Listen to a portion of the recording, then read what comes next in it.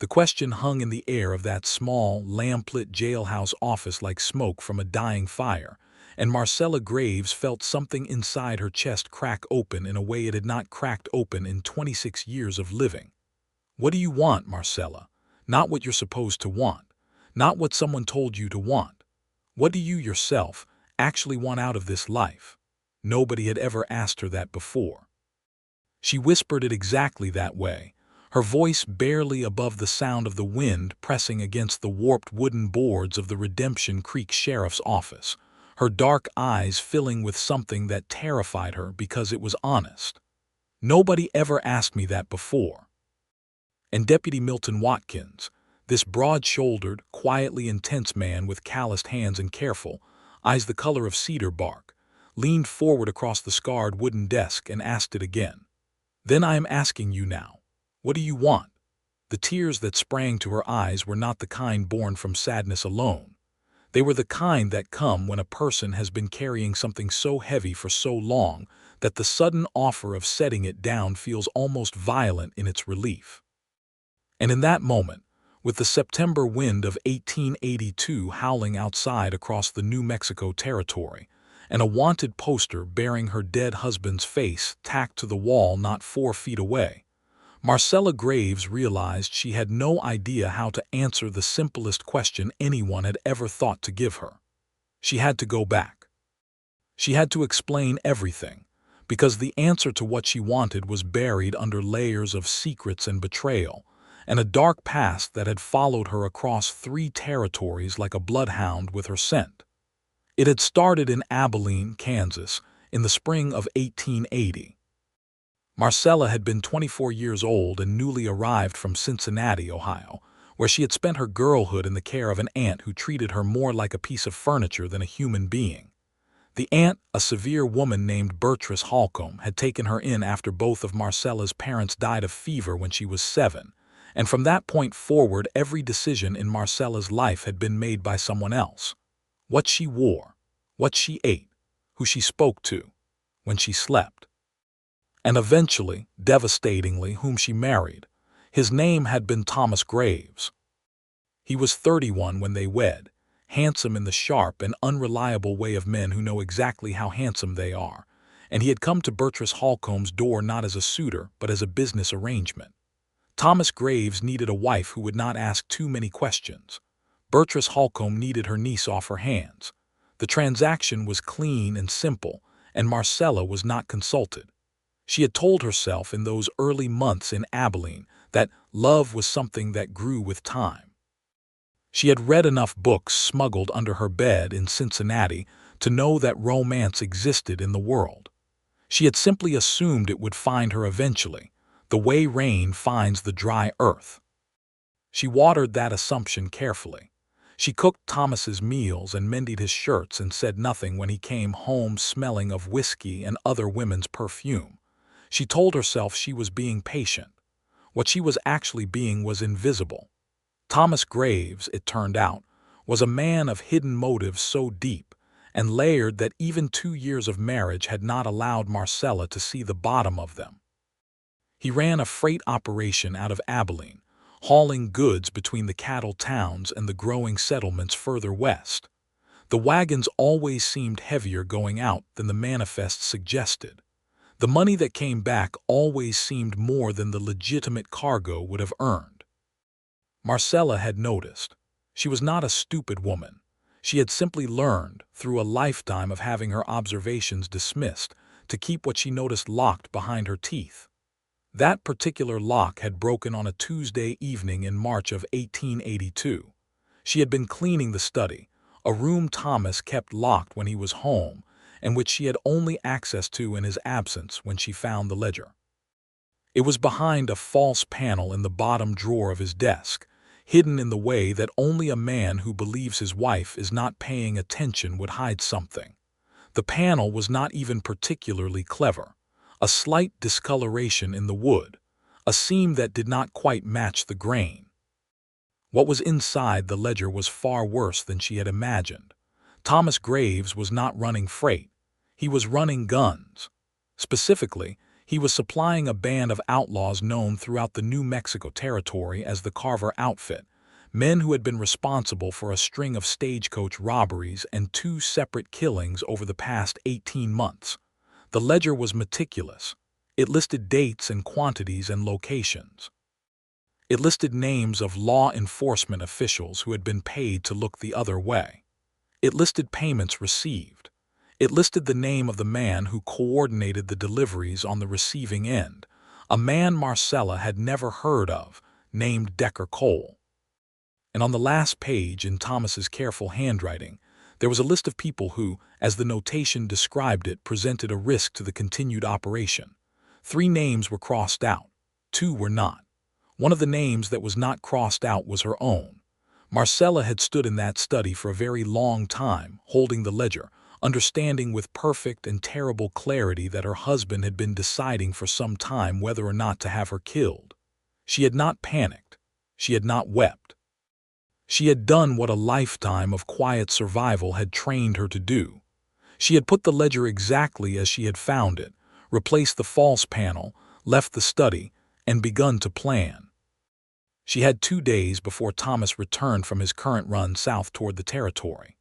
She used those 2 days wisely. She retrieved the small amount of cash she had hidden in the lining of her winter coat over the past months, saving $1 here and $2 there from the household money in the way that women with controlling husbands learn to do.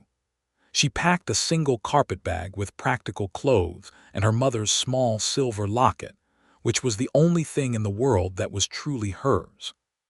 She arranged passage on the westbound stage under the name Mary Cole, which was a desperate and not particularly inventive piece of wordplay drawn from the name she had just read in that terrible ledger, and she left Abilene on a Thursday morning before the sun was properly up. She had been running ever since. The stage took her to Dodge City. A hired wagon took her further southwest. She moved carefully, changed her story at every stop, and kept her eyes open for anyone who might have been sent after her.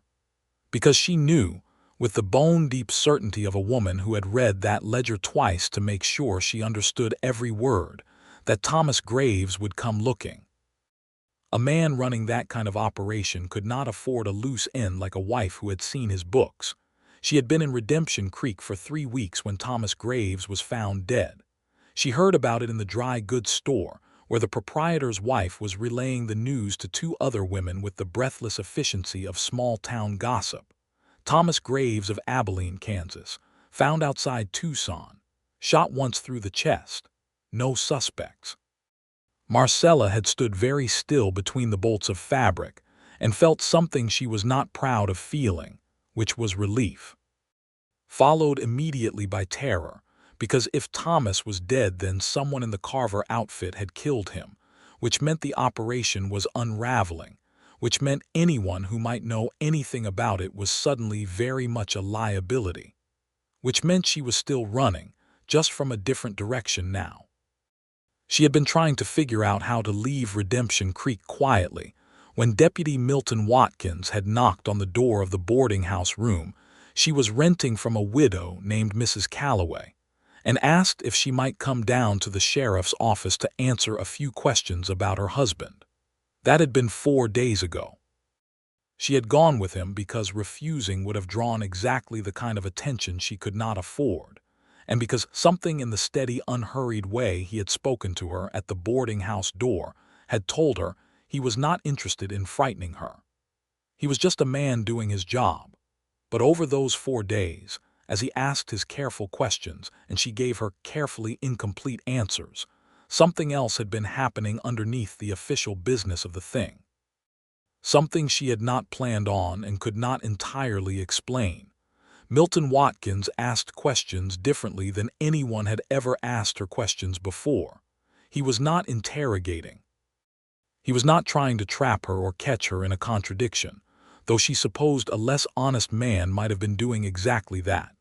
He asked questions the way a person asks when they genuinely want to know the answer, leaning slightly forward, his cedar brown eyes steady on her face, his large hands resting quiet and still on the desk between them as though even his hands were listening.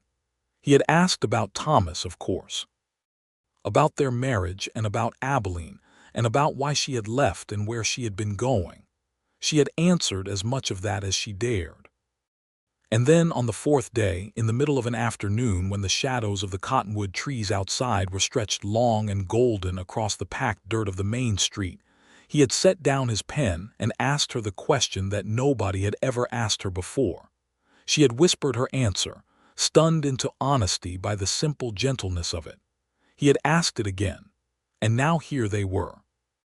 Marcella pressed her hands flat on the tops of her thighs, feeling the rough weave of her dark wool skirt under her palms, grounding herself in the physical reality of the room, because the emotional reality of it was almost too large to inhabit. The lamp on the corner of the desk threw warm light across Milton's face. Outside, the wind moved through the cottonwoods with a sound like running water. "I want to stop being afraid," she said at last. Her voice was steady. She was proud of it for being steady.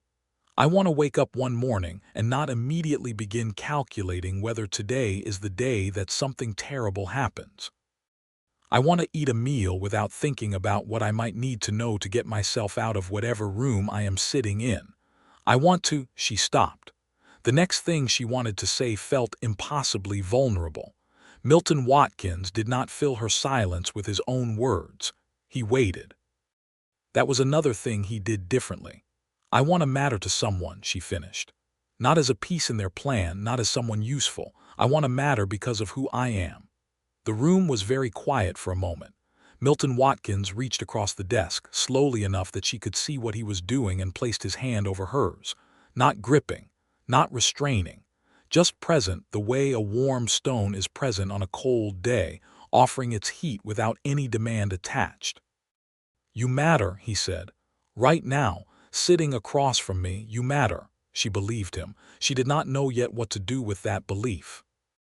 What she knew was that the situation outside that office was about to become significantly more dangerous, because earlier that morning, before Milton had arrived to continue their conversation, she had seen a man she recognized tying his horse at the far end of the main street.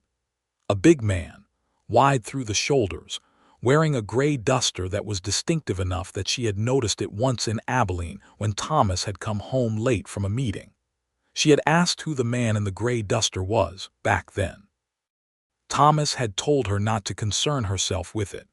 The man's name, she had learned from the ledger, was Decker Cole. Thomas Graves's partner in the gun-running operation was in Redemption Creek, New Mexico territory, and the only logical reason for him to be here was her. She had not yet told Milton Watkins about any of this. She had been afraid that telling him would trap her, that once the law knew she had seen the ledger, she would become a witness in something enormous and dangerous, and she would never be free of it.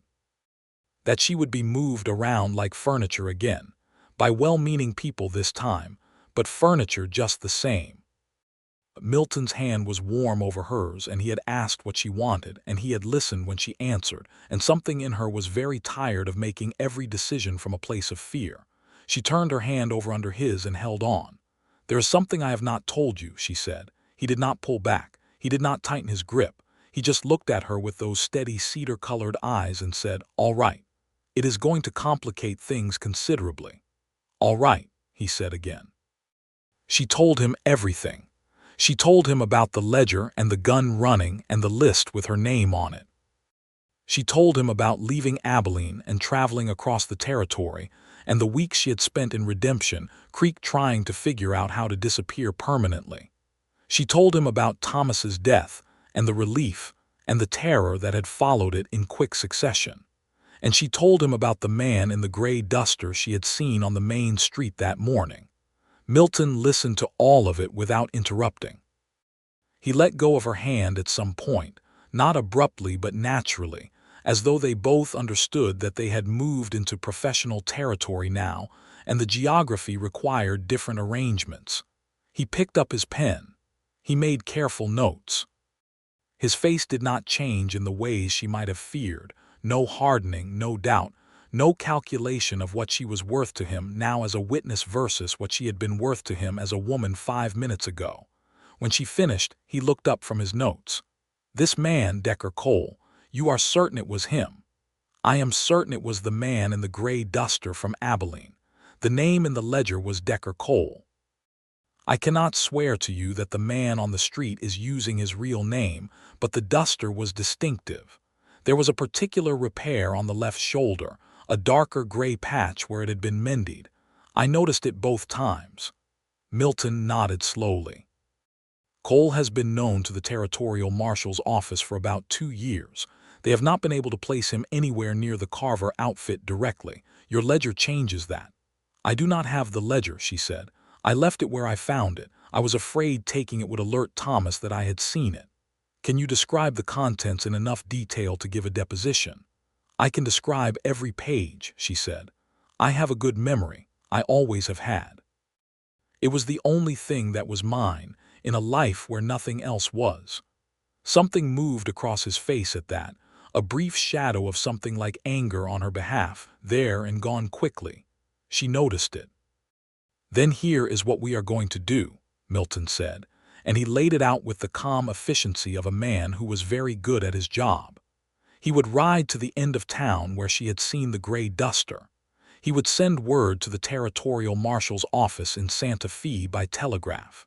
He would arrange for Mrs. Calloway to move Marcella to a different room, one at the back of the building, with better sight lines to the alley. He would have her statement formally witnessed tonight if the justice of the peace was available. "And you," he said, "will not leave the boarding house until I come back to you." The directness of it, the you and I of it, the come back to you, moved through her like warm water. "All right," she said, borrowing his word back at him. The ghost of something that was not quite a smile but wanted to be crossed his face. He walked her back to the boarding house himself, moving on the side of her that faced the open street, which she recognized as deliberate and felt the deliberateness of in a complicated way. Mrs. Calloway, a brisk and practical woman of about 50 who had been widowed by a horse accident some years back, and had built her small empire of respectable rooms with the proceeds, received the request for the new room without batting an eye. She had clearly dealt with difficult situations before. "Back room, second floor," Mrs. Calloway said, already reaching for a key on the board behind her front desk. "Window looks onto the alley and the wash yard. I keep the alley gate locked. Key is only mine." "Thank you, Mrs. Calloway," Milton said. "You going to catch whoever is troubling my tenant deputy?" "Working on it," he said. Mrs. Calloway handed Marcella the key and then looked at her with the direct and unsentimental assessment of a woman who had survived a great deal. "You look steadier than you did 3 weeks ago," she said. "Good." Marcella surprised herself by meaning it when she said, "I feel steadier." The afternoon light was doing something extraordinary outside the boarding house windows as she climbed the stairs to her new room, turning the dust-dry street to amber and bronze, making even the most utilitarian buildings of Redemption Creek look briefly like somewhere a person might choose to stay. She stood at the window of the back room and looked out over the wash yard with its 2 lines of laundry moving gently in the evening wind and let herself imagine, just briefly, what staying might feel like. The thought of Milton Watkins was not separate from the thought of staying. She did not examine that too closely, not yet. There were more urgent things requiring examination. She was a witness to a gun-running operation that had supplied outlaws responsible for multiple deaths. The man who had run that operation on the receiving end was possibly in the same small town she was hiding in. Her husband, who had been deciding whether to have her killed, was dead, and she was sitting in a rented room in the New Mexico territory with a carpetbag full of practical clothing and her mother's locket and precisely nothing else in the world. She was also, for the first time in memory, not entirely alone. That fact did something to the arithmetic of fear, not eliminate it, but change it. The knock at her door came an hour after sunset. She had been sitting in the single chair by the window, watching the alley gate, the lamp turned very low. She went to the door and said, "Who is it?" "Milton Watkins." She opened the door. He had changed out of his deputy's coat into a plain dark shirt, and he was carrying 2 plates covered with cloth napkins that smelled powerfully and wonderfully of beef stew and biscuits from the restaurant 2 doors down. He held them up slightly when she opened the door, an offering that was also a question. "You have not eaten," he said. "I checked with Mrs. Calloway." "You checked with Mrs. Calloway?" "I did." She stepped back and let him in, and he set the plates on the small table near the window and folded back the napkins and sat in the room's second chair as though this were the most natural thing in the world. 2 people eating dinner in a lamplit room while the New Mexico territory went dark around them. "Did you find the gray duster?" she asked. "I found where the horse had been tied. He was gone by the time I got there, but I talked to Harlan at the livery. A man fitting the description rented a stall for one night and was gone by midday." He paused. "Which means he either moved on or moved to a less visible location. Either way, I have sent the wire to Santa Fe. The marshal's office should have someone here within 4 days. 4 days is a long time." "I am aware," he said, "but it is what we have." They ate. The stew was good, thick with the kind of comfort that simple food offers when a person is tired and frightened, and Marcella ate all of it without having to remind herself that she was allowed to. Milton ate quietly across from her and did not fill the silence with unnecessary words, which was another thing she was beginning to catalog about him, this ease he had with quiet, this lack of need to perform. "Can I ask you something?" she said when they had both set down their forks. "Yes." "Why did you ask me that? What I wanted?" "It was not part of your official inquiry." He considered this with the same care he seemed to give everything, looking at his hands for a moment and then looking back at her. "You have answered every question I have put to you for 4 days," he said. "Carefully, correctly. Every answer technically true, and every answer also constructed to give away as little as possible. You are not a person who has been given much room to be honest." She felt the accuracy of that like a hand pressed flat against her sternum. "And I wanted to know who you actually were," he said, under the careful answers. "Deputy Watkins, Milton," he said, not insistent, just an offer. "Milton," she said, and her voice did something involuntary with his name, made it softer than she had intended. She saw him notice. She did not look away. "That is a dangerous line of inquiry for a man in your position." "I know it is. I am connected to a criminal operation, however involuntarily. I am a woman with no resources, no home, and no clear legal standing. I am someone who has never been asked what she wants," he said quietly, "and who deserves to be." She looked at him across the small table in the lamplight, the remains of their dinner between them, the night pressing soft and dark against the window, and she felt something so large moving in her chest that she had to look away. "I want this," she said, so quietly it was nearly not words at all. "This. Eating dinner with someone who is not calculating the value of the chair I am sitting in. I want this." The silence afterward was not uncomfortable. It was the kind of silence that holds something growing, careful and new, like the first green thing pushing up through dry ground. Milton cleared the plates and folded the napkins and then stood with his hand on the door, and he looked at her in a way that was entirely respectful and entirely, quietly hungry at the same time, the way a man looks when he is exercising very deliberate control of something and is not embarrassed to let you see the effort. "I will be downstairs through the night," he said. "Mrs. Calloway has a sitting room off the kitchen. I have her permission." "You do not have to, I know," he said. "I want to." He left her with the lamp and the night sounds of the territory, and the complicated warmth of knowing there was someone between her and the dark. The next 2 days moved strangely, stretched in some places and compressed in others, the way time moves when a person is both frightened and beginning to be happy for the first time. Milton continued the formal part of his inquiry, taking her deposition in the sheriff's office with the justice of the peace present, a serious older man named Beaumont who wrote everything down in a spidery hand, and asked clarifying questions with the thoroughness of someone who understood that documents outlasted memory.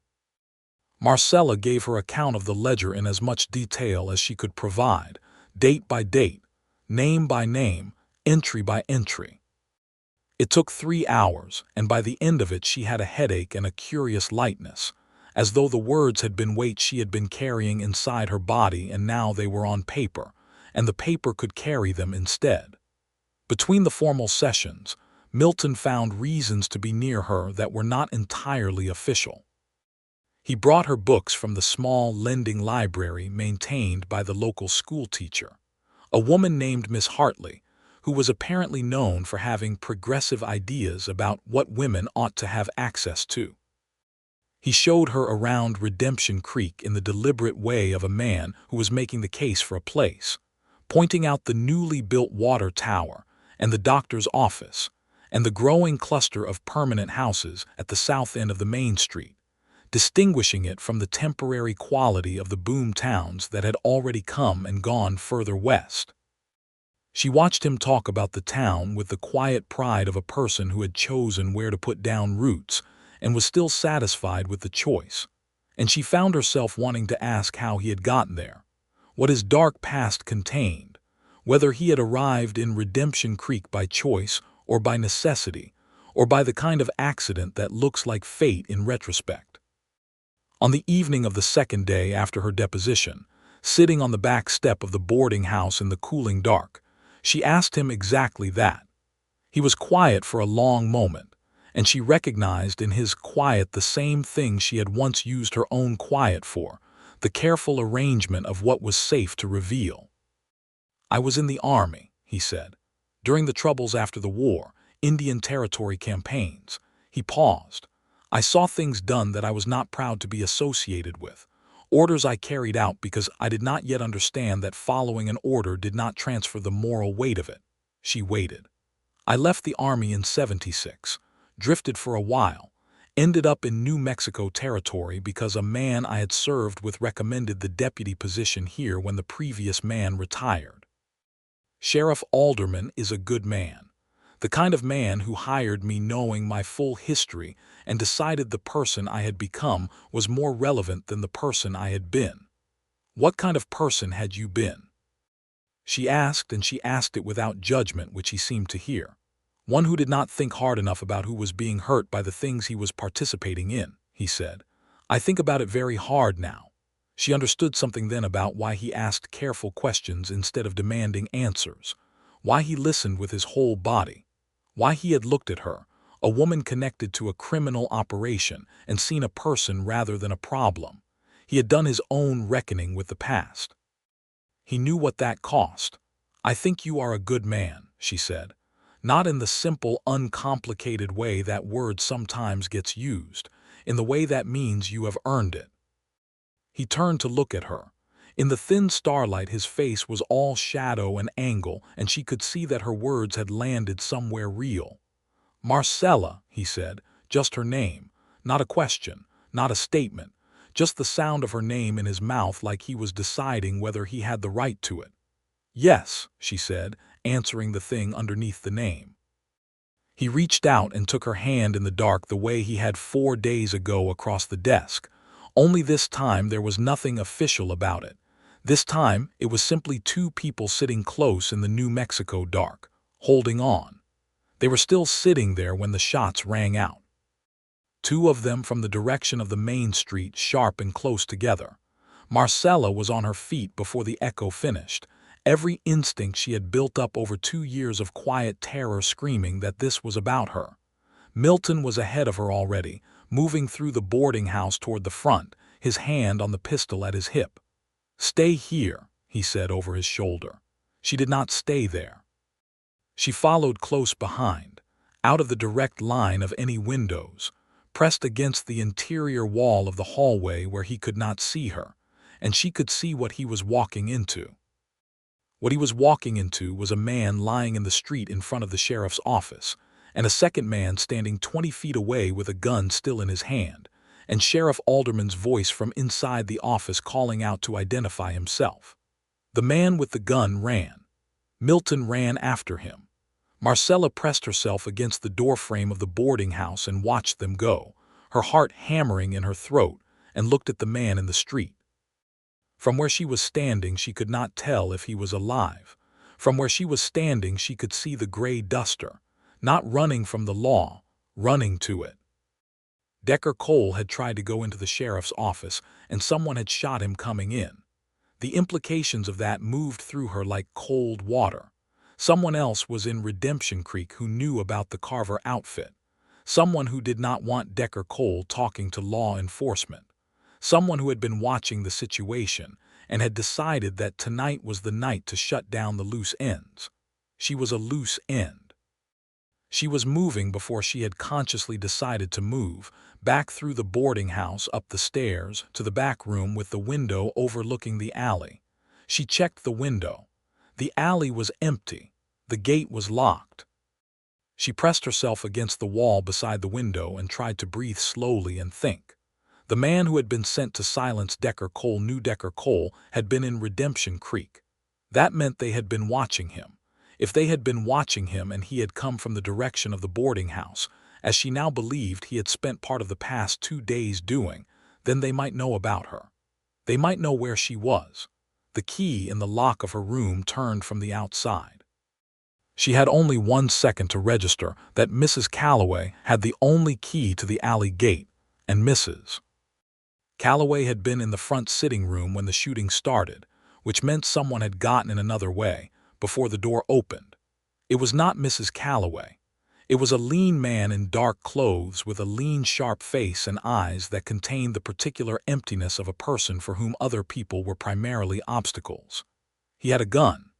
He did not point it at her immediately, which told her he thought he had control of the situation and did not need to spend the bullet yet.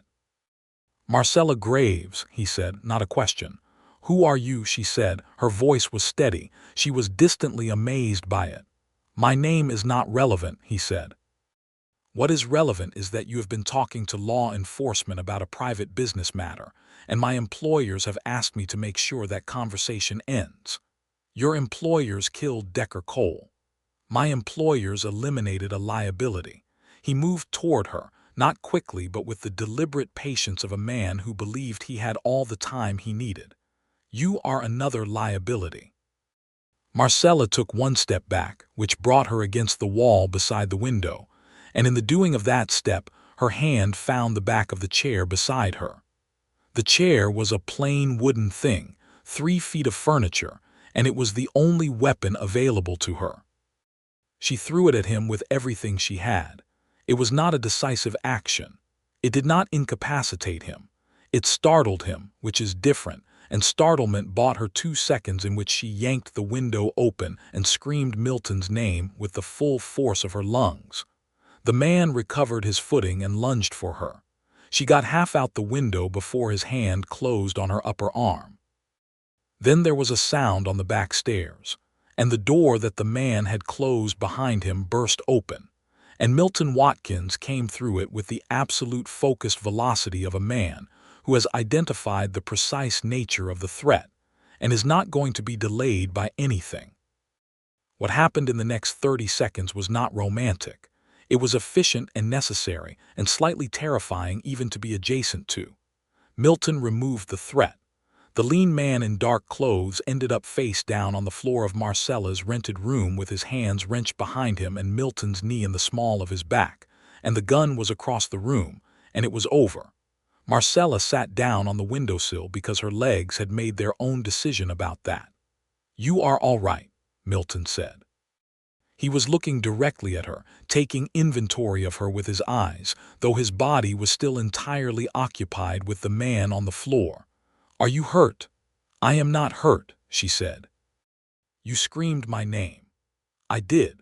"That was the right decision," he said, and there was something in the way he said it, warm and fierce at the same time, that she filed away to examine later when there was time for that kind of examination. He got the lean man restrained and called down for Mrs. Calloway, who arrived with remarkable composure and the lamp from the hallway and no visible distress at finding a subdued criminal on the floor of her back room. "I will want my room repainted," she said, surveying the scene. "That seems fair," Milton said. Decker Cole, as it turned out, was not dead. He had been shot through the shoulder and had lost a significant amount of blood in the street, but the doctor had gotten to him quickly, and his odds were described as reasonable. By morning, he was in the jail, under guard, and by morning he had made the decision, in the way that wounded and frightened men sometimes do, to tell the territorial marshal's office everything he knew about the Carver outfit. Everything he knew was considerable. The territorial marshal arrived not in 4 days, but in 2, having received Milton's wire and also a second wire from Sheriff Alderman detailing the shooting and the arrest of the man, who turned out to be one of the Carver outfit's own enforcers, a man named Briggs who was wanted in 3 territories. The marshal was a tall, efficient man named Hargrove who smelled of trail dust and coffee, and asked very pointed questions in a way that was professional rather than unkind. He spent 6 hours with Marcella, going through her deposition again, asking her about the ledger from every possible angle, correlating her account with what Decker Cole had already told him.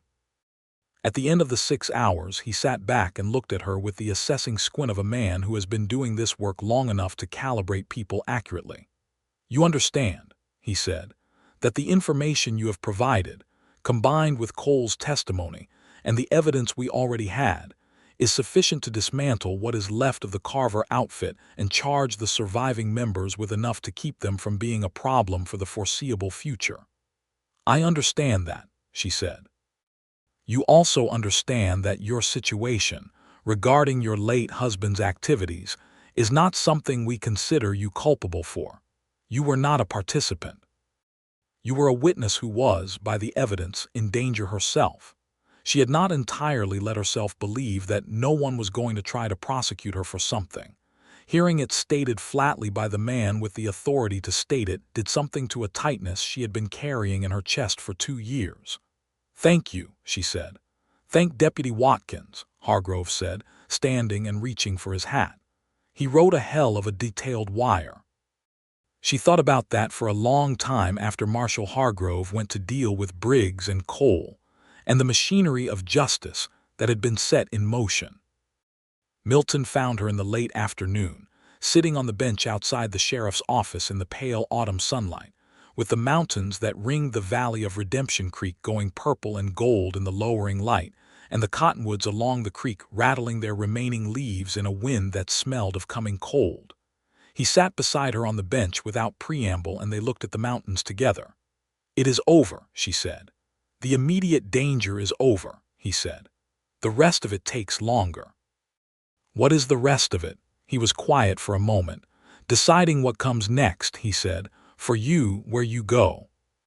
What you want to do with a life that is, for the first time in a while, your own to decide about." The thing that came next was not what either of them planned. What came next was that Marcella laughed. It was not a polite or delicate laugh.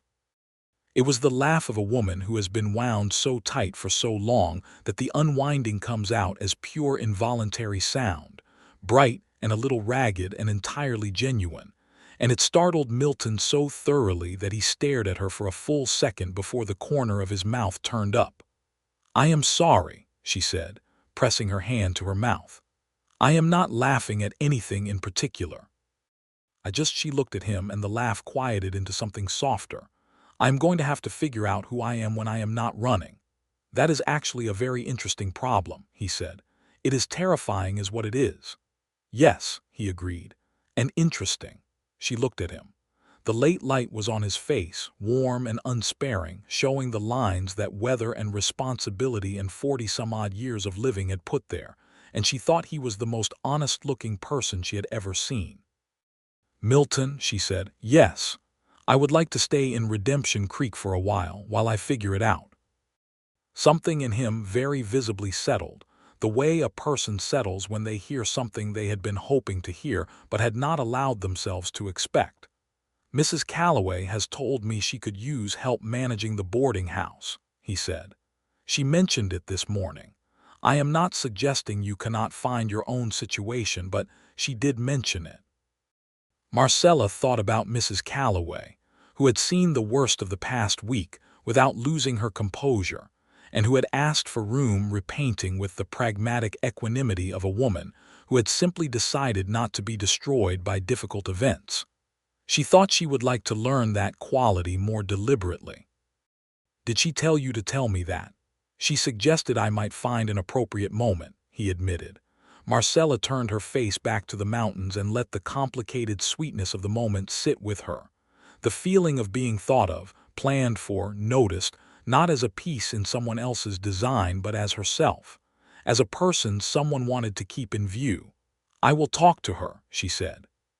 She did talk to her, and Mrs. Calloway turned out to need exactly as much help as she had indicated, managing the accounts and the correspondence and the small but steady flow of guests that a boarding house in a growing territorial settlement generated.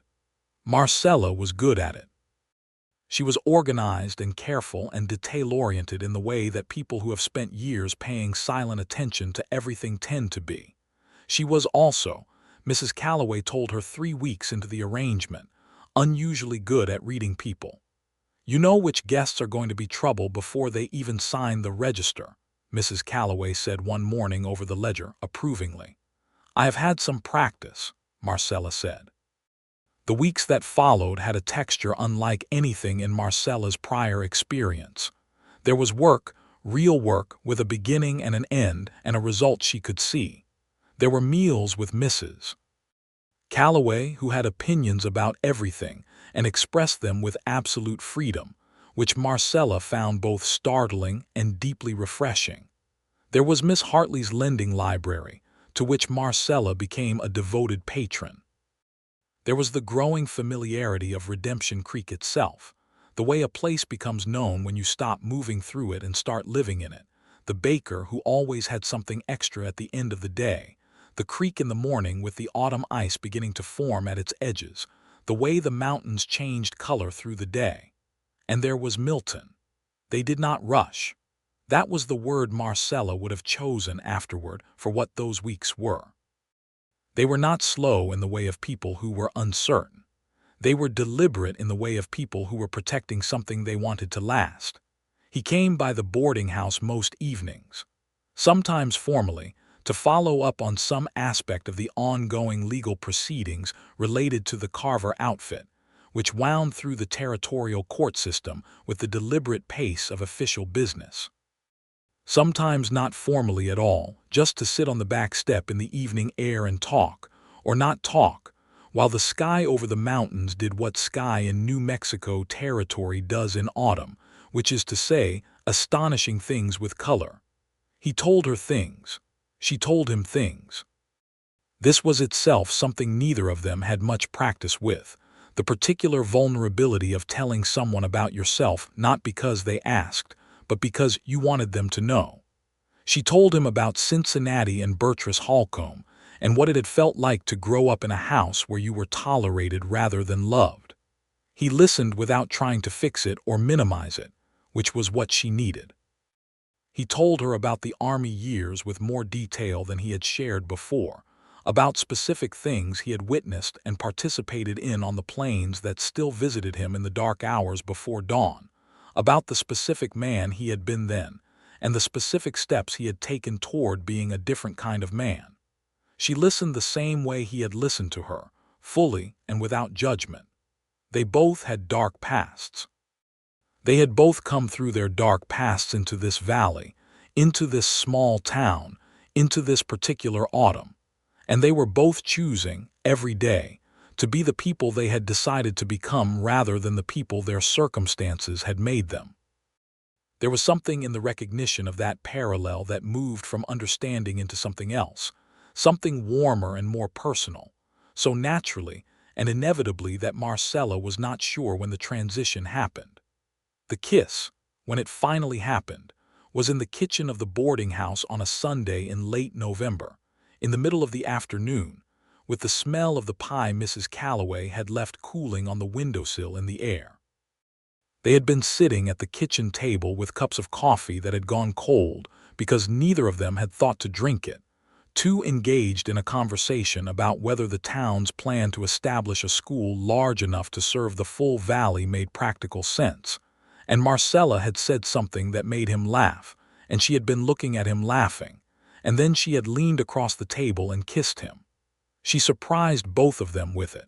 She had not planned it. She had simply, for the first time in her life, wanted something and done the thing she wanted without first calculating every possible consequence. He kissed her back without hesitation, one hand coming up to the side of her face with a gentleness that somehow contained everything. All those weeks of deliberate patience, all those evenings on the back step, all the questions asked and answered, all the things told and heard. When they broke apart, they stayed very close, close enough that she could see the small bright lines of warmth in his cedar-colored eyes. "I have been wanting to do that," she said, "for some time." "I know," he said, with a slight roughness in his voice that pleased her unreasonably. "I have been waiting for you to be ready. How did you know I was not ready before?" "You were still deciding if you were staying," he said simply. She looked at him. "I am staying," she said. "I know," he said again, and he smiled, and the smile was the most unguarded thing she had yet seen from him, and it did serious damage to her composure. December came in cold and clear, the kind of cold that makes the air smell like iron and the stars look cut from glass. Marcella learned to build a proper fire in the boarding house's main hearth, which was a skill that had not been required in Cincinnati and had not been available to her in the cramped rented room of her Abilene life. She found she liked the physicality of it, the deliberate stacking of wood, the way the fire responded to what you gave it. The territorial court handed down its findings in the Carver outfit cases in mid-December. The surviving members received sentences appropriate to their various crimes. Briggs, the enforcer who had come to kill Marcella in her room, received the longest. Decker Cole received a reduced sentence in exchange for his testimony. The indictments reached all the way to two of the corrupt law enforcement officials Thomas's ledger had named, who were removed from their positions and charged accordingly. Marshal Hargrove sent Marcella a formal letter of thanks that was careful and official, and also, she thought, genuinely meant. She read it twice and then put it in the small wooden box where she kept her mother's locket, because it was part of the accounting of how she had come to be exactly where she was. Christmas in Redemption Creek was a community affair, organized largely by Miss Hartley, and involving the decorating of the main street with pine boughs cut from the mountains, and a dinner held in the large building that served as both the town meeting hall and the non-denominational church when occasion required. Marcella helped Mrs. Calloway with the contribution from the boarding house, which was several pies and a particular spiced cider recipe that Mrs. Calloway had been making for 15 years and refused to write down anywhere. Milton came to the dinner in a good dark coat that she had not seen before, his hair combed, looking like a man who had made a specific effort.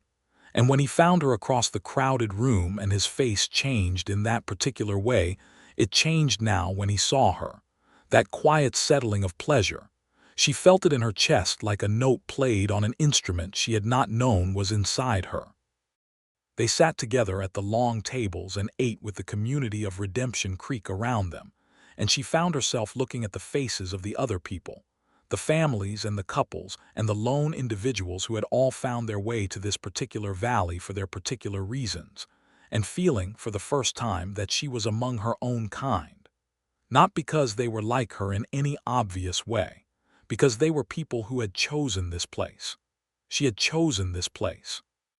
The choosing was new enough that it still gave her a small thrill of something when she acknowledged it. After dinner, when the tables had been pushed back and the fiddle player and the man with the guitar who together comprised Redemption Creek's festive musical program had started playing, Milton found her hand in the crowd with the easy familiarity that had developed between them, and she held his hand back with the same ease, and they stood at the edge of the dancing and watched the town celebrate itself. "Happy?" he asked. She considered the question with the seriousness it deserved. "Yes," she said. "Genuinely, actually happy. I am not certain I have said that word and meant it precisely this way before." "Then I am going to try to make sure you have occasion to say it frequently," he said. "That is a very fine ambition," she said. He turned to look at her fully in the warm light of the hall, all the noise and color of the community celebration around them, and he said, "I love you, Marcella." He said it the way he said everything that mattered, simply and directly, looking at her. She had imagined this. She had not known she had imagined it, but the moment it arrived she recognized that she had been walking toward it for months. "I love you," she said back. And she meant it with everything in her, with the 26-year-old woman from Cincinnati who had never been allowed to want anything, and with the woman in Abilene who had gone quiet and learned to survive, and with the woman who had run across the territory with a carpet bag and her mother's locket, and with the woman on the back step in the autumn evenings, and with all of it together, all the accumulated self that she was only just now assembling into something whole. He kissed her in the middle of the Christmas dinner with the fiddle playing and the town of Redemption Creek around them, and several people noticed and one or two made the small pleased sounds that communities make when one of their own finds happiness. And Mrs. Calloway, who was standing not 15 feet away, said something to the woman beside her that made both of them laugh in a satisfied way. January was cold and still and very clear, and they were, in the eyes of the town and in the way that things worked in the New Mexico Territory in 1883, courting properly, which meant that Milton came to the boarding house and Mrs. Calloway was generally present, and their time alone together was limited to walks along the frozen creek or brief private conversations in the kitchen, while Mrs. Calloway conspicuously occupied herself elsewhere, within hearing but out of sight, in the way of chaperones who understand their function but are rooting for the parties involved. Marcella had not expected to care about propriety. She had spent years in a marriage that had offered all the official respectability of the institution and none of its substance.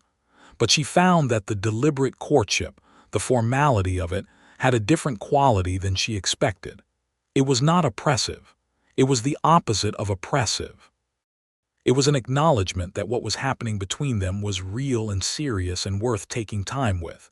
She told Mrs. Calloway this one morning over the breakfast dishes. Mrs. Calloway dried a plate and thought about this. "When you meet a person who actually sees you," she said, "you want everything about the arrival to be done properly, because the arrival matters." Marcella thought about that for a long time. Milton proposed in February, not elaborately, not with any particular ceremony, sitting across from her at the kitchen table on an afternoon when Mrs. Calloway had gone to visit the doctor about her persistent winter cough, and they were, for the first time, genuinely alone in the house. He had been holding both of her hands on the table, and he had been looking at her in that way he had of looking at her as though she was the thing in the room most worth looking at, and he had said, "I want to marry you, Marcella. I want to build something with you, a life, right here. I know it is not the grandest offer in the world." "It is the grandest offer I have ever received," she said immediately. He laughed a little. "That is a low bar, considering." "Stop trying to qualify it," she said. "The answer is yes, Milton, obviously yes." His hands tightened around hers, and his eyes went briefly bright with something she recognized, as feeling too large for the usual containers. "Yes," she said again, softer, because it bore repeating. They were married in April, when the territory had thawed and the cottonwoods were putting out their first pale leaves, by the justice of the peace, Mr. Beaumont, who had witnessed her original deposition, and who performed the ceremony with the same serious, thorough attention he brought to all official documents. Mrs. Calloway cried, and then denied having cried. Miss Hartley brought flowers from her garden that were early and surprising and very beautiful. Sheriff Alderman shook Milton's hand with the warm restraint of a man who is delighted and keeping himself dignified about it. Marcella wore a dress that was new, bought for the occasion, a deep blue-green, the color of the mountains in early morning, and she wore her mother's locket. And when she walked toward Milton in the small sunlit room that was serving as a wedding venue, she watched his face and watched the things moving through it, and found she was no longer afraid of large feelings in herself or in anyone else. They said their words to each other, and they meant every one of them. The life they built was not without its difficulties. The work of being a deputy in a growing territorial settlement was not always safe or clean, and Marcella would not pretend otherwise to herself or to anyone. There were nights when Milton came home later than expected, and she stood at the window watching the street until she saw him, and the waiting was its own kind of work that she had to do with her whole self, setting aside the old instinct to catastrophize and choosing instead to trust. She got better at it over time. Not because the worry disappeared, but because the trust grew larger than the worry. He was always honest with her.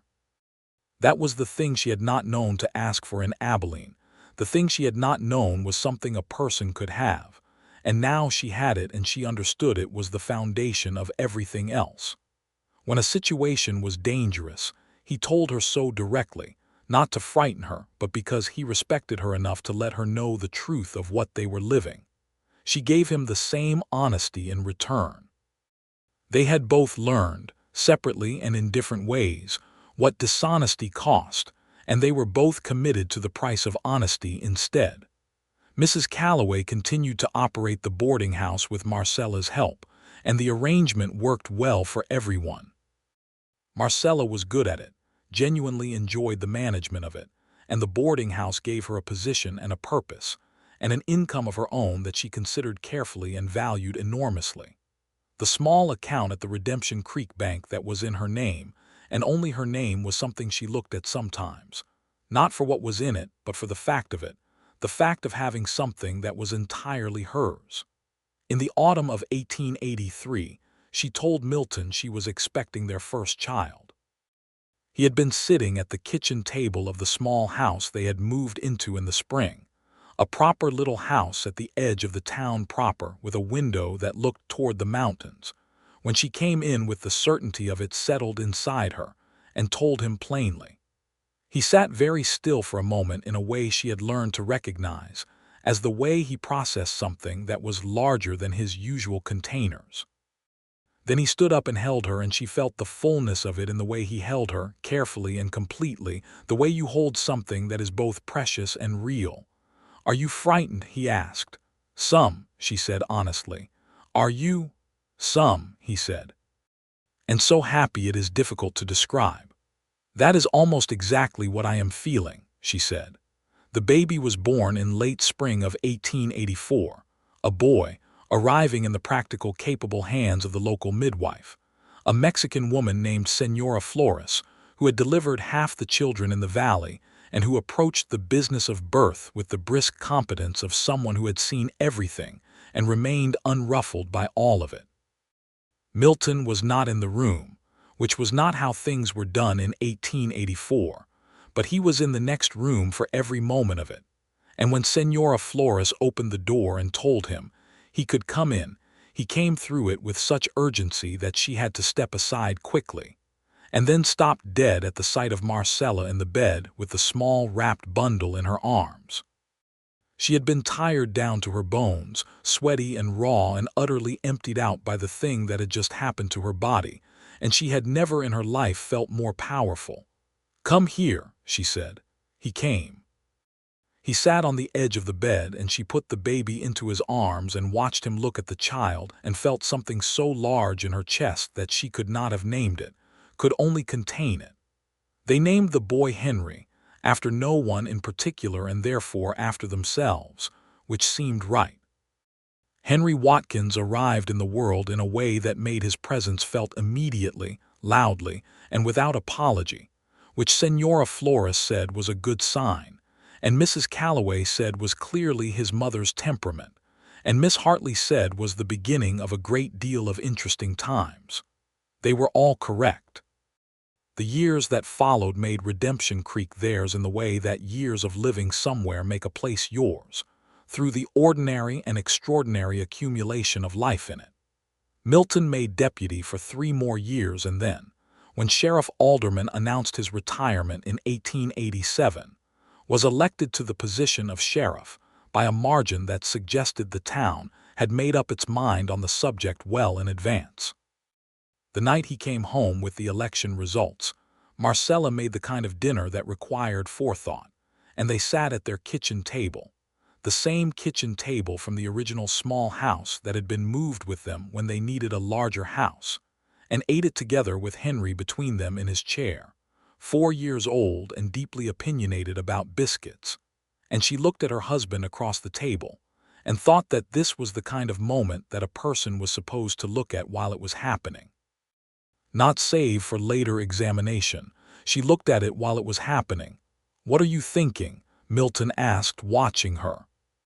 "I am thinking that I am very glad someone asked me what I wanted," she said. He understood exactly what she meant.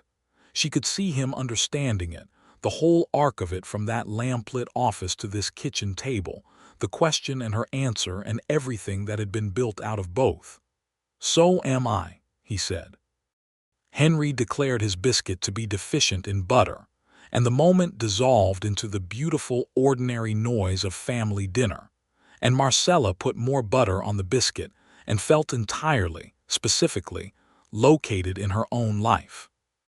In 1889, New Mexico was pushing hard for statehood, which would not come for another 23 years, but the energy of it was everywhere in the territory. The sense of a place deciding to become permanent, to take itself seriously, to build institutions rather than just buildings. Redemption Creek was part of that, growing steadily, adding a proper school building and a telegraph office and a newspaper, the Redemption Creek Courier, which was edited by a serious young woman from back east who had come west for reasons she declined to specify, and which Marcella suspected were not entirely unlike her own reasons. She hired the young woman, whose name was Clara Bright, to write a piece about the boarding house for the paper's social pages, and the piece was good. And over several cups of tea in the boarding house kitchen a friendship formed of the kind that Marcella had also not known to ask for in her former life, the kind between women who understand each other without requiring explanation. Clara eventually wrote a longer piece, for the paper's first anniversary edition, about the women of Redemption Creek, women who had come to the territory by various roads and built lives of genuine substance, in a place that the Eastern newspapers still described as lawless and inhospitable.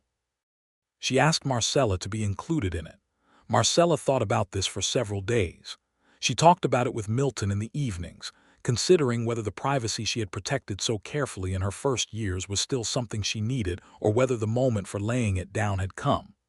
"You said you wanted to matter because of who you are," Milton reminded her one evening. She had said that. 4 days into knowing him, across a scarred wooden desk in the jailhouse office, she had said exactly that. She told Clara she would be included. The piece ran in the spring of 1889, and it was, as Clara wrote everything, honest and specific and generous without being sentimental. It described the woman Marcella had been when she arrived in Redemption Creek, the woman who had survived a dangerous marriage and a criminal conspiracy, and a man sent to kill her in a boarding house room, and the woman she was now, and it made the arc between those two women visible in a way that Marcella had not fully seen herself until she read it. She read it twice, and then went and found Milton in the garden behind the house, where he was making improvements to the fence with the methodical Saturday energy of a man who likes practical work, and she sat on the back step and read it to him. He listened all the way through without interrupting. When she finished, he set down his tools and came and sat beside her on the step. "That is who you are," he said simply. "It is who I got to be," she said, "because someone asked the right question." He put his arm around her, and she leaned into him, and the mountains were doing their usual extraordinary things with the morning light, and the sound of Henry playing in the side yard, conducting some elaborate imaginative project that involved several sticks and a great deal of commentary to himself, was the best sound she had heard in a long time. The spring of 1890 brought a second pregnancy, and a notable difference in her experience of it, the difference being primarily that she was not frightened this time, or not frightened in the large fundamental way. She was tired at the beginning in a way that Henry's arrival had not prepared her for, but the tiredness felt earned and temporary and entirely worth the exchange being offered. "Senora Flores, who had been making deliveries in this valley for many years and showed no signs of stopping, said that every pregnancy was different, and that the only reliable thing you could know in advance was that nothing you expected would be entirely accurate. This proved correct in October of 1890 when Senora Flores placed two babies in Marcella's arms, one after the other, with the calm of a woman who had seen twins before and did not consider it a reason for excess drama. A boy and a girl, both loud and vigorous and apparently fully committed to the project of being alive. Milton, when he was allowed in, sat on the edge of the bed with Marcella and looked at all of it, their two babies and his wife's exhausted, radiant face, with an expression so transparently overwhelmed with love that Mrs. Calloway, who had insisted on being present because this was her family whether or not anyone had formally designated her as such, had to look away and attend to something on the other side of the room to maintain her composure. They named the boy James and the girl Clara, after the editor of the Redemption Creek Courier, who was so moved by this that she cried in a way that was entirely at odds with her usual precise professional manner and apologized for it, and Marcella told her not to. Henry, age 6, inspected his new siblings with the proprietary thoroughness of an eldest child and pronounced them acceptable, which everyone agreed was high praise. The house was loud and small and endlessly full of the particular energy of three children growing up in a place they understood to be safe, and Marcella found that she had a capacity for this fullness that she had not known she possessed, that her childhood of careful quiet had hidden from her. She loved the noise of her own home. She loved the way it contained all of them, all five of them, in the web of daily, ordinary life. She still worked with Mrs. Calloway, now in an official partnership, the two of them having formalized the arrangement when Mrs. Calloway decided that the boarding house had grown enough to justify proper accounts. The partnership was good for both of them. Mrs. Calloway had Marcella's organizational precision and attention to detail. Marcella had Mrs. Calloway's long experience and her network of relationships in the valley and her absolute refusal to be rattled. They were different in almost every way and they worked extraordinarily well together. Milton, as sheriff of Redemption Creek, was a man that the town trusted and that Marcella trusted, and that, she sometimes thought, was the most significant fact about him. Not that he was brave or capable or fair, though he was all of these things. That he was trustworthy. That knowing him had taught her that trustworthiness was available in the world. She had not known that before him. She told him this once, on an evening in the autumn of 1892, standing in the kitchen of their house while the children were in various states of being settled for bed, the kind of parenthetical quiet that exists between the last request for water and the eventual silence of sleep. "I did not know that trust was something that could be the whole foundation," she said. "I thought it was an extra, something that was nice if you happened to get it, but not the thing itself." He looked at her across the kitchen with his cedar-colored eyes. "I did not know that either," he said, "before." She crossed the kitchen and kissed him with the easy confidence of a woman who has been kissing the same man for 10 years and finds it exactly as satisfying as it was at the beginning, and he kissed her back with the same ease and the same attention. Upstairs, Henry called out a final good night. James and Clara were already quiet. The mountains outside the window held the last of the sunset. The following morning was ordinary in all the ways that extraordinary things become ordinary when you live with them long enough. Breakfast, which was managed with the cheerful chaos of 3 children and 2 adults, in a kitchen not designed for the full expression of all their personalities. Milton leaving for the sheriff's office with Henry, who had taken to walking the first part of the route with him in the mornings. Marcella at the table with the twins, who at age 2 were conducting an experiment with porridge that did not seem to involve its consumption. Mrs. Calloway knocked at the back door with a ledger under her arm and a question about a new family of guests who had arrived at the boarding house the previous day, and they sat down together at the cleared table with coffee and went through the accounts, and Clara threw her spoon across the kitchen in a direction that suggested opinions, and James considered this and decided against it, and Marcella looked at all of it and thought, yes, yes, this is the answer. If someone had asked her again, the way Milton had asked her in that jailhouse office in September of 1882, nobody had ever asked her that before, and he asked it again. If someone had asked her right now what she wanted, she knew exactly what she would say. She wanted this. Precisely this. This kitchen and this family and this partnership and this place. This valley with its extraordinary light and its mountains and its cottonwoods along the creek. She wanted the boarding house accounts and the children's noise and Mrs. Calloway's pragmatic friendship and Clara Bright's careful journalism and Senora Flores's brisk wisdom, and the way this community of improbable people had been building something real and lasting out here in the territory for a decade. She wanted Milton, sitting across dinner tables and walking creek beds in the early morning and saying difficult things plainly and listening with his whole body. She wanted all his particular qualities. She wanted him. She wanted the woman she had become through the accumulation of all of it, a woman who was nobody's furniture, who was not running from anything, who had learned to answer honestly when someone asked her a direct question, because she had found that honesty led to things worth having.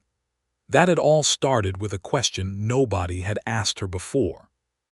She was still thinking about this when the back door opened and Milton came in, earlier than usual, and the children looked up from their various projects, and James knocked over the porridge reaching for his father, and Marcella caught the bowl and looked up at her husband, and whatever she saw in his face made her ask immediately, "What happened?"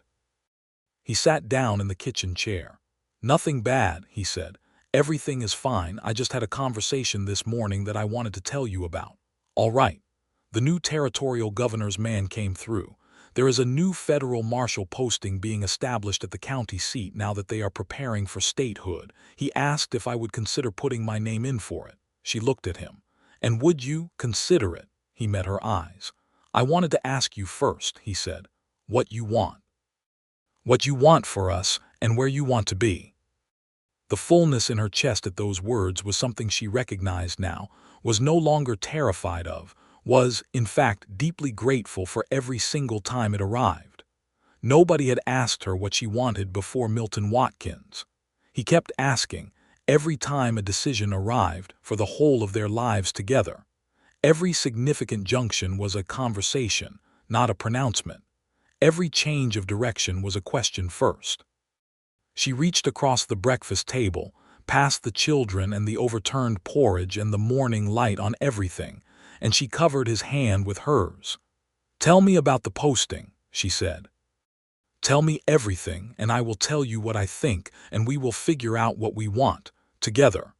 He turned his hand over and held on.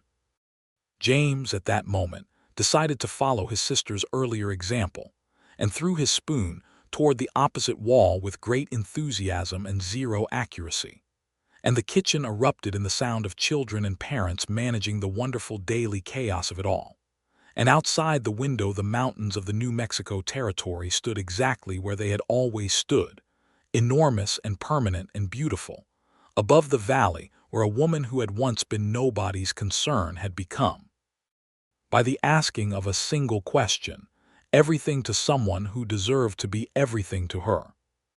The federal marshal posting, in the end, turned out to be something Milton declined, after the full conversation he had promised, partly because the county seat was a harder place to raise 3 small children than Redemption Creek had become, and partly because he looked at what they had built in this valley and decided, with the same deliberate care he brought to everything, that staying was the right choice. Marcella agreed completely. And her agreement meant something because it was genuinely hers, chosen freely by a woman who knew the difference now between choosing and settling. They stayed. The children grew. The territory moved toward statehood. The boarding house grew into something Mrs. Calloway and Marcella were genuinely proud of, a proper establishment, known through the valley for its cleanliness and its good food, and the particular welcome it offered to travelers who arrived uncertain about what they would find. Henry grew into a serious young man with his father's steady quality and his mother's attentiveness, and went eventually to study law in Santa Fe, and wrote long letters home that were full of the precise detail that told Marcella he had inherited her memory along with other things. James grew loud and enthusiastic and curious about everything mechanical, which the coming century was going to have a great deal of use for. Clara grew up to be exactly the person she had been as an infant, throwing her spoon across the kitchen, opinionated and precise, and entirely herself from the very beginning. On the first evening of the new year in 1893, Marcella and Milton sat on the back step of their house, the same back step where they had held hands for the first time in the autumn dark of 1882, and she leaned against his shoulder and he put his arm around her, and they listened to the sounds of the valley around them. Children settled, house quiet, the creek somewhere in the dark carrying the cold, clear water of winter. "Are you happy?" he asked. The same question. He had been asking it since Christmas of 1882. She answered it the same way she always did, which was to say, fully and specifically and honestly. "Yes," she said, "genuinely, actually, completely happy." "I'm also those things," he said. She laughed. He kissed her temple. The stars over the New Mexico territory were extraordinary that night, the way they were when the air was cold and clear and the darkness outside the small circles of human light was complete, and they stayed there on the step for a long time, looking up at them, two people in the middle of their one life, which was, by any fair accounting, exactly what they had wanted. She had been asked. She had answered. She had got to keep the answer. That was the whole of it, really. The whole enormous simple fact of it. Nobody had ever asked her what she wanted before. A deputy in a jailhouse office in September of 1882 sat across a scarred wooden desk and asked her twice.